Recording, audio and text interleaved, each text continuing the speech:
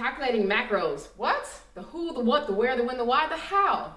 Hey guys, my name is Coach Cailah, and I'm an elite online personal trainer and nutrition coach, as well as fitness business coach. And today, I'm going to share with you how to calculate your macros and what that actually means. So before we get started, make sure that you tune in to my channel. Subscribe, hit that bell icon for notifications for when I either go live or post another amazing video just like this. So without further ado, macronutrients? All right, so starting off, what exactly are macronutrients, right? So macro is the operative word, right? Or the operative aspect of the word. Macro means large, means big, means bigger than something else, bigger than the micro, micro. So you have macronutrients and micronutrients. Now, micronutrients are nutrients like vitamins and minerals that your body needs in absolutely super small quantities. So I mean, talking about milligrams, right? Whereas macronutrients are what your body needs in large quantity, like grams. So your micronutrients are nutrients that are for the function of your body, that are for the building of your body, okay? So body function, right, and stability. Whereas macronutrients are for body fuel. Fuel and energy are for macros. Now, starting off, we have three different types of macronutrients. We have carbohydrates, we have fats, and we have proteins. Now, there is another form of macronutrients. There's one more. It's called ethanol. Ethanol actually brings energy to your body. Ethanol is almost synonymous with alcohol. So if you've ever seen or heard of somebody with a bare belly, then you kind of get the gist of it. You understand that it's actually coming from the calories from that, all right? So first thing, guys, is carbohydrates. Carbohydrates, also known as carbs. This is what they are, all right? Small molecular biology lesson, all right? So carbohydrates are one carbon atom and two hydrogen atoms and one oxygen atom, all right? So let's just say we cleave off this bond here, this carbon bond. Now, stay with me. We know what this looks like. We know that H2O is what? Water. That's my teardrop, okay? So H2O is water. So quick, just think about this. Stay with me, but think about this, okay? So if carbohydrates are made up of carbon and water, what happens when we go on a low-carb diet? Immediately. So if we are decreasing the amount of water that we put into our body, that means that our body is able to function with less of that. So our immediate weight loss on low-carb diets is going to be primarily water weight, all right? So your first week, 2 weeks of any low-carb diet primarily is going to be water weight.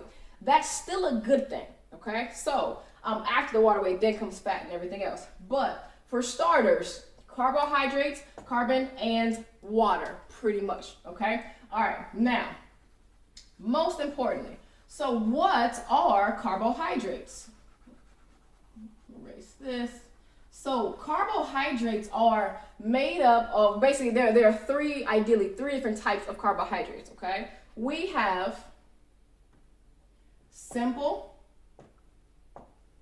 carbs, we have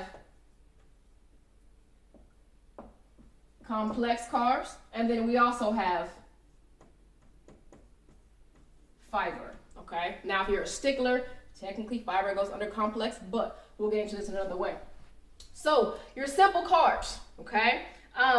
You've ever heard of simple sugars, right? So these are items or food items that have one strength. So essentially that have some type of sugar specifically, whether it's glucose, whether it's fructose, whether it's sucrose, meaning sugar, fruit sugar, or other fruit sugar, okay? So your simple carbohydrates are going to be fruit, all right? So we have fruit, which is going to be great. A lot of dairy contains contains simple carbohydrates. And then also, so we have fruit, dairy, and then we also have processed. So processed, S is for sugar. We have also, processed sugar, all right? So when you consume a lot of processed foods, they become processed sugar, right? That's what's in it, is processed sugar. And simple carbohydrates identifies how quickly a carbohydrate is digested within the system, okay? So simple meaning that your body doesn't have to go through a lot of steps to actually help that thing digest. So when you want fast burning fuel, you want to eat some fruit, okay? You want to do a little bit of dairy if that's your thing. And then not this, but I'll give you a tip. So when I ran track and went Division I track at University of Dayton, before track meet and even in high school, I would eat gummy bears.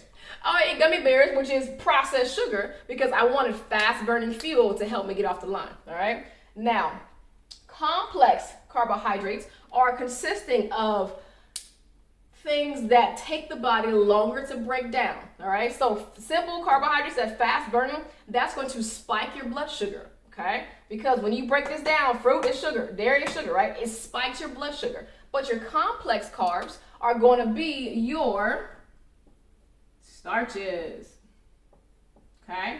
Starches and the polysaccharides. So these are going to be like your wheat, your grains, and your legumes, okay? Again, kind of high level overview. Wheat, grain, legumes, there are so many things that go into these, right? Also, you've got pastas. So these are all the foods that when your body consumes, it breaks it down. Yes, some simple carbohydrates are in breads or in pastas, but primarily it takes a while for your body to break it down. So for your simple sugars and for your complex sugars, we want to put your body in a position where it takes a longer time for your body to process and to digest the food itself. Because otherwise, again, your blood sugar, if this is the chart of your blood sugar over time, right? Your blood sugar, you eat food, boom, big rise, and then quick fall, all right? Whereas with your complex carbohydrates, again, that same thing, time going that way. So complex carbohydrates, when you eat them, you'll get a slower rise and then also a less severe fall. Because not only does, of course, it still has sugar in it, but it also has vitamins, it also has minerals, it has nutrients, it has things that are actually going to help build your body. So your complex carbohydrates also have micronutrients in them, whereas your simple carbohydrates don't, okay? And the last thing, again, technically, guys, it goes under complex, but the last thing is fiber. Now, you have insoluble fiber, that's the I, and then you have soluble fiber, okay? So fiber is important because your soluble fiber is going to help to feed the positive gut bacteria, right? Feed, heal, protect the gut. The insoluble fiber is going to help bulk up your waste, your stool, to kind of let it be an easy bowel movement, all right? So for your carbohydrates, all right, this is what we have. Now, the biggest thing to note when we talk about calorie counting and how to calculate your macros is, well, where do the numbers come in? Numerically, in order to get energy, my body has to cleave off that carbon. It has to break that carbohydrate down, right? So every time my body breaks down 1 gram, all right, so for every 1 gram of carbohydrates, okay, my body is going to create 4 kilocalories, so calories worth of energy, all right? So for every 1 gram of carbohydrates, my body creates 4 kilocalories worth of energy. So if you look at a protein bar, I'm sure you've got it somewhere near you, or you've at least seen it, or do a quick search. I might pop one up there. So when you look at a protein bar, the nutrition label, all right, your nutrition label is going to look something like this, all right? And we'll say it says 100 calories. Let's say it's 8% of your daily value of about 2,000, whatever, okay? Now, it'll tell you how many servings, right? It'll say, 1 serving equals 100 calories. Or sometimes it might say, 0.5 servings. So you have to be careful of your serving size, all right? But most importantly, you're going to see this on your nutrition label. You're going to see, all right, total, all right, carbs. So your total carbs, it'll break that number down here. You'll also see, added sugar, because they add things that they will, if you go to the store and get some frozen fruit, you're probably going to see, if I look at the nutrition label, it's going to say added sugar to make it sweeter, which we don't want. But it'll say added sugar, right? Added sugar, right? It'll say What else is on carbs? So added sugar and then just your general total. So your added sugar might be, I don't know, 7 grams, right? Whereas your total carbohydrates, let's say it's 22%, okay? Now, total carbs, it'll go into fat. Then on your fat, well, actually, let me pause on fat. I'm not gonna go there yet because we haven't gotten there, all right? So this nutrition label, what I wanna do is, if I see that it's telling me 7 grams of carbohydrate or added sugar, it'll also tell me, let me say, 10 grams of carbs themselves. So I take that 10 grams of carbs, and again, every gram gives me 4 kilocalories. So I do 10 times 4 to find out how many calories. So 10 times 4 is 40, right? So I see that out of this protein bar, 40 calories of this come from carbohydrates. So that's really, really, really high carbs, right? So 40 calories out of that is 40%. So that protein bar is 40% carbs, okay? So when calculating your macros, you want to make sure that you, A, understand how to get to the calorie, the grams of carbohydrate number, all right? And then B, you want to have a balance that you're targeting for both your carbs, fats, and your proteins. Because if this is too high, let's just say your protein turns out to be,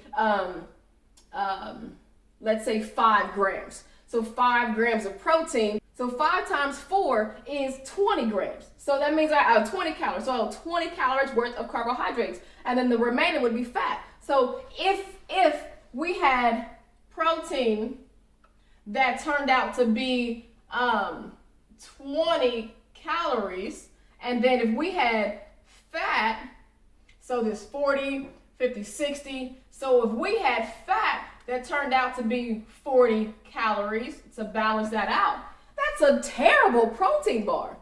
That's absolutely ridiculous, right? It's not really a protein bar, it's a carb and fat bar. So you have to be careful with understanding how to calculate. All right, so as a recap of carbohydrates, carbohydrates are 4 calories per gram. They have a high water content, right? 2 hydrogens to 1 oxygen. They have a high water content. That means that when you overconsume carbohydrates, you can hold and retain water, get bloated. Or when you underconsume carbohydrates, you can release that water weight, right? And be nice and slim and toned. All right, you also have simple carbs, which means they're fast burning.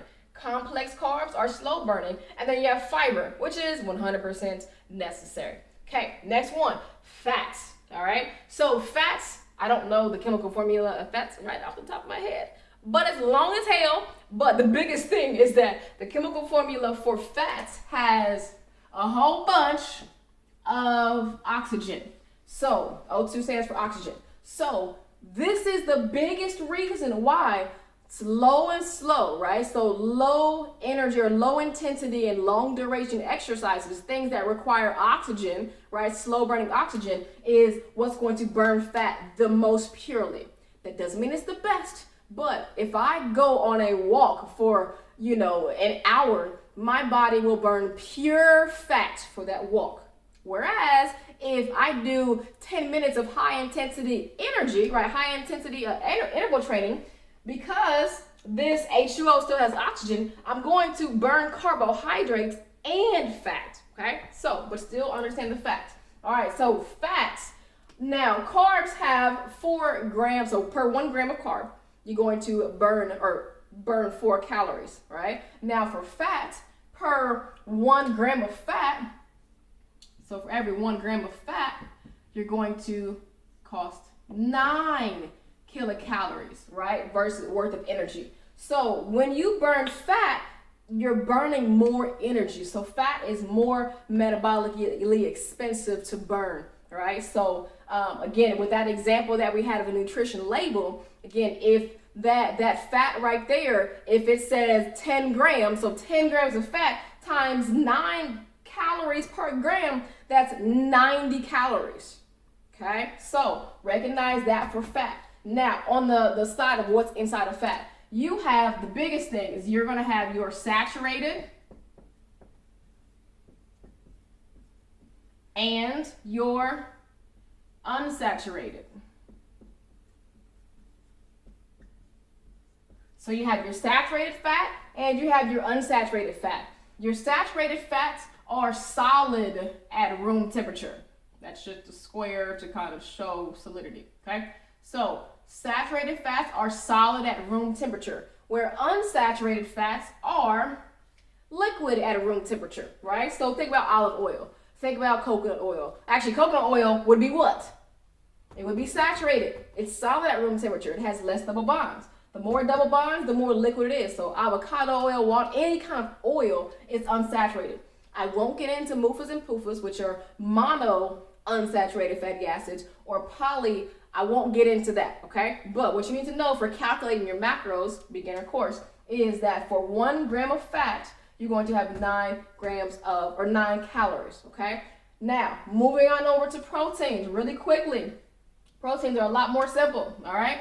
Your body needs protein, okay? There are 9 essential amino acids. So 9, I'll just put lower E, 9 essential amino acids. That means that there are 9 amino acids that your body needs to get from outside sources because it cannot make it itself, right? And then you're going to have just about 13 non-essential amino acids.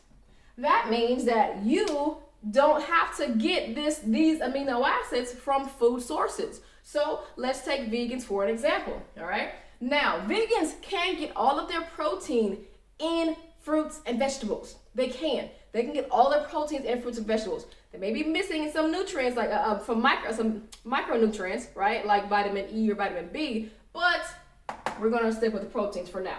Now, different types of foods have different types of amino acids. So if I have this, let's say, brown rice, okay? Now, if my brown rice has, let's say, 10, amino acids, then let's say I'm gonna do rice and peas, okay? So if I have my red beans, okay, my red beans are going to have the balance. Red beans and rice is a full, complete protein, all right? So the balance of that 22 is going to be 12. So if I protein complement, right, rice has 10 amino acids, I'm just making the number up, but red beans has 12 amino acids. That means that together, that gives me my full amino acid profile. So we want to make sure that whether you're vegan, whether you're keto, or anything in between, when you consume foods, if you only stay with the same food and you miss this, then you'll never get the amount of protein that you need, whether it be animal sources or not.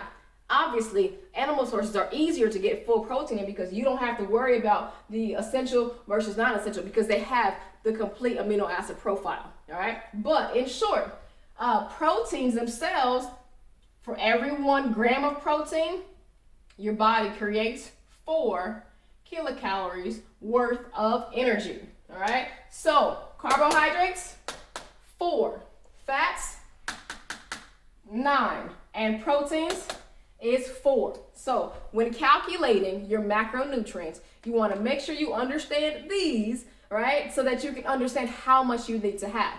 What we're not going to get into today is the balance because it is a balancing act. So I'm sure you've seen some kind of pie chart.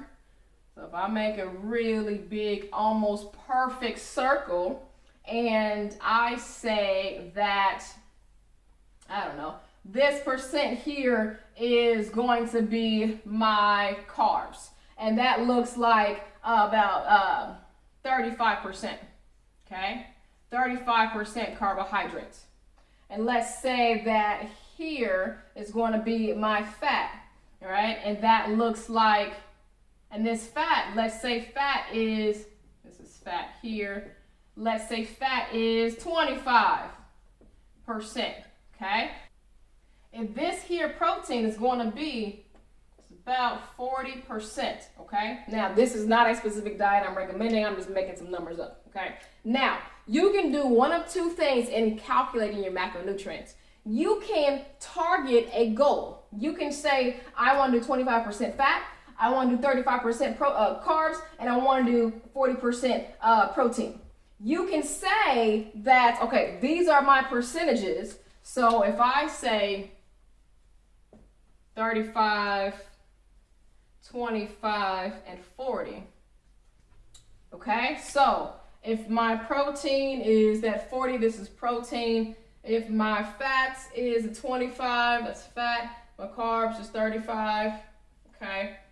Visually, these two should be switched, but don't worry about my drawing. Okay, so I know that I need to multiply, right? Or I know that in order for me to get this total of 100%, I need to add up my calories. And so I know that I need to work backwards. So if I want to take my nutrition, let's just say 1,500 calories total, then I can say, okay, 25% of 1,500 is this many calories of fat. And that's how I do it, right? So 25% of this number here, again, gives me the total number of calories that I need for fat. Same thing, 35% of 1,500 gives me the calories I need for carbs. Same thing with proteins. So you can do your macros this way.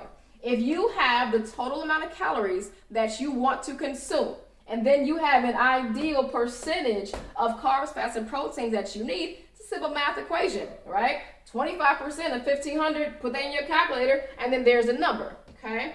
You can also work backwards, right? This is what I do. When I create my meal plans, I work backwards. I look at the person, I do through my calculations, I create their nutritional needs via calories, okay? Now, after I create those calories, I start here. So I say, all right, I want protein to be X amount of calories, per gram, or X amount of total calories, right? Then I say, I want fat to be X amount of calories total. And then I want carbs to be X amount of calories total. And then once I have the calorie number, then is when I can go and create the percentages of what I want. Okay? So you can work backwards. You can do calories can give you the percentage, right? So if I do, let's say I wanted carbs to be 200 calories. So 200 calories of carbs, a low carb fan. So 200 calories of carbs divided into 1,500, and that gives me X percentage, all right? If I wanted my fats to be 100 calories, right? So 100 calories divided into 1,500, so that would move the decimal over, right? So then that would be the X percentage of fat, and then same for protein. So there are many ways that you can mathematically work this through.